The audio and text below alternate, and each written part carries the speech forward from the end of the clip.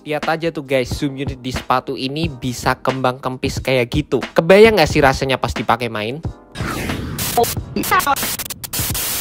Hai guys, selamat datang di YouTube channel Naksir Sneakers. Kali ini gue mau bahas performance review untuk sepatu Nike Zoom Freak 4. Gue ngerasa dibandingkan sepatu sebelumnya, Nike berfokus untuk bikin sepatu ini jadi sepatu yang lebih stabil. Kestabilan merupakan salah satu fitur yang benar-benar ditingkatin di sepatu ini. Meskipun dari segi tooling yang digunakan, sepatu ini masih menggunakan teknologi yang sama dengan versi sebelumnya, dimana sepatu ini menggunakan double zoom pouch di area forefoot. Gue ngerasa mungkin dari segi rubber compound yang digunakan, ataupun mungkin dari segi foam yang digunakan di sepatu ini bener-bener bisa ngasih sensasi yang lebih nyaman sewaktu gue pakai guys. Meskipun awalnya tuh gue agak skeptis karena di bagian bawahnya di sini area yang terbuka lebih banyak dibandingkan dengan versi sebelumnya, tapi ternyata pas dipakai kalian tetap bisa ngedapetin sensasi yang balance antara impact protection di bagian depan dan juga kestabilan yang diberikan oleh sepatu ini.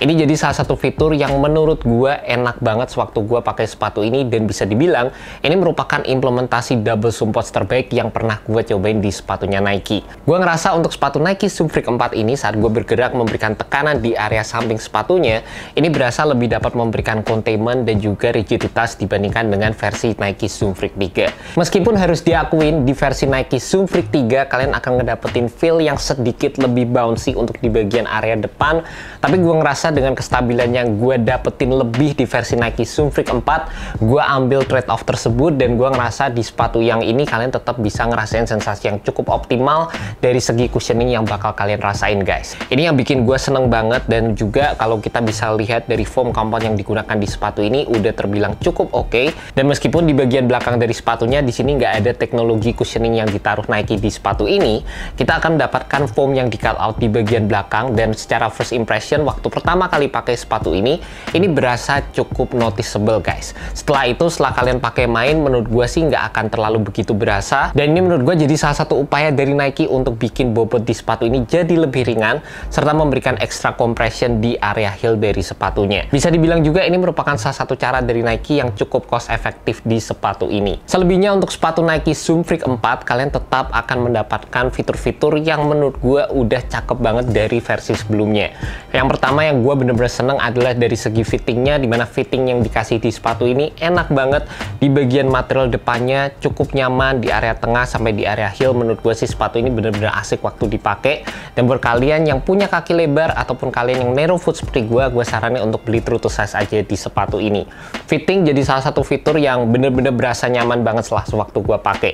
Dari segi material menurut gue sih cukup standar. Sepatu ini waktu dipegang gini berasa cukup lightweight juga, dan sepatu ini mostly terdiri dari perpaduan antara beberapa layering material mesh dan juga ada beberapa fuse overlay juga yang memberikan struktur serta memberikan kekuatan terhadap material upper yang ada di sepatu ini juga. Materialnya juga bisa dibilang nggak memerlukan break in time sama sekali. Sewaktu hari pertama gue pakai udah langsung nyaman. Material favorit gue juga ada di material tangnya, dimana material tang yang digunakan ini mirip sama material tang yang ada di sepatu Nike PG6, soft banget. Dan juga kalau kita ngomongin dari segi padding di area heel, sepatu ini dapat memberikan containment yang nyaman banget waktu gue pakai guys. Di bagian tractionnya, sepatu Nike Zoom Freak 4 ini menggunakan solid rubber traction, dan juga rubber yang digunakan juga merupakan XTR. Tapi gue ngerasa dari segi implementasinya nggak semua bagiannya itu cukup tebal. Jadi kalau kalian mau gunakan di lapangan basket outdoor, gue nggak begitu saranin untuk sepatu ini digunakan secara intensif di lapangan basket outdoor. Untuk penggunaan di lapangan indoor ini bakal jadi salah satu sepatu yang menurut gue cukup solid, dan di samping itu gue juga ngerasa sepatu ini bisa memberikan traction yang bagus sewaktu gue pakai di lapangan indoor maupun di lapangan outdoor. Tractionnya menurut gue bisa mengcover berbagai macam pergerakan gue di lapangan, entah gue mau stop and a dime, crossover, pivot, apapun itu, ini bisa tercover dengan baik di sepatu ini. Dan juga kalau kita ngomongin dari segi fitur-fitur supportnya, sepatu ini kebantu banget dengan adanya pola fit yang enak sewaktu gue pakai, dimana untuk stabilitasnya dan juga lateral support yang ada di sepatu ini benar-benar diperhatikan oleh Nike. Dan sekarang kita akan mendapatkan base yang terbilang cukup lebar, rubber compound yang udah ditweak sedemikian rupa, zoom unit yang udah didesain sedemikian rupa, sehingga sepatu ini tuh bisa memberikan kita stabilitas sewaktu menggunakan sepatu ini. Di bagian belakang di sini juga udah ada heel counternya, dan mungkin satu part aja yang bisa dibilang missing di sepatu ini adalah di bagian torsional support, dimana di bagian bawahnya di sini nggak ada platnya sama sekali. Meskipun sepatu ini udah terbilang cukup rigid, which is ini juga bisa dibilang jadi implementasi yang sudah terbilang cukup oke, standar aja. Tapi menurut gua kalau ini dikasih torsional support, apalagi kalau dikasih shank plate yang cukup panjang mengcover sampai area zoomnya, itu menurut gua bakal bikin sepatu ini makin nyaman lagi, dan kalian akan mendapatkan propelling feeling yang lebih ekstra sewaktu kalian menggunakan sepatu ini.